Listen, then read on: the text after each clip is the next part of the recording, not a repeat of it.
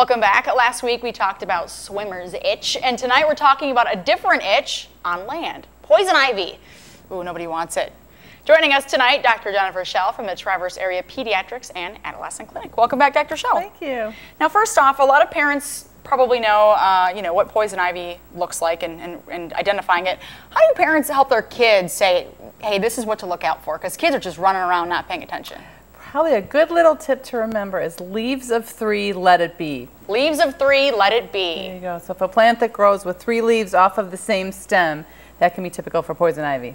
Okay, so I know you're mentioning that there are a lot of myths about poison ivy, and I think one of them you said is that it's contagious once you get a rash. That is one of the biggest myths out there. Poison ivy is not contagious. Not contagious. So you cannot spread it from one person to another, and the blister fluid is not contagious itself. So you don't spread it around your body from one place to another. It's all based on how much contact your skin had with the oil from the plant on the initial contact. So that's kind of what, not contagious, but what spreads is the oil, but not the actual rash. Exactly. So for example, say you walked through the woods and had poison ivy on contact with your shoes.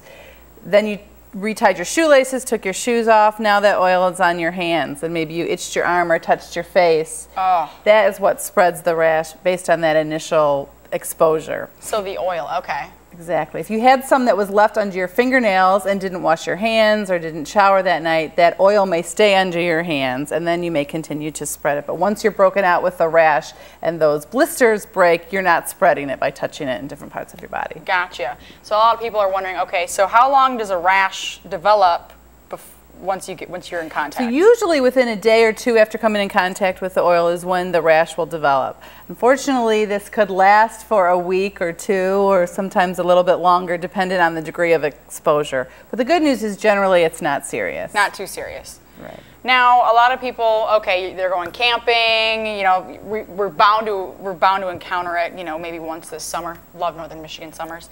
What do you recommend for home remedies just in case we get it? Certainly if you're suspicious that you've been in an area where there's poison ivy, washing the area with soap and water will hopefully remove the oil. Okay. If you've discovered that you're starting to break out with some red blistery spots, cool compresses can really soothe that itching. Oatmeal baths, topical calamine lotion, or over-the-counter hydrocortisone cream can help. All right. Well, thank you so much, Dr. Schell. Hopefully we've been talking a lot of itchy things. I feel I'm getting itchy all of a sudden. But thank you so much. A lot of important information.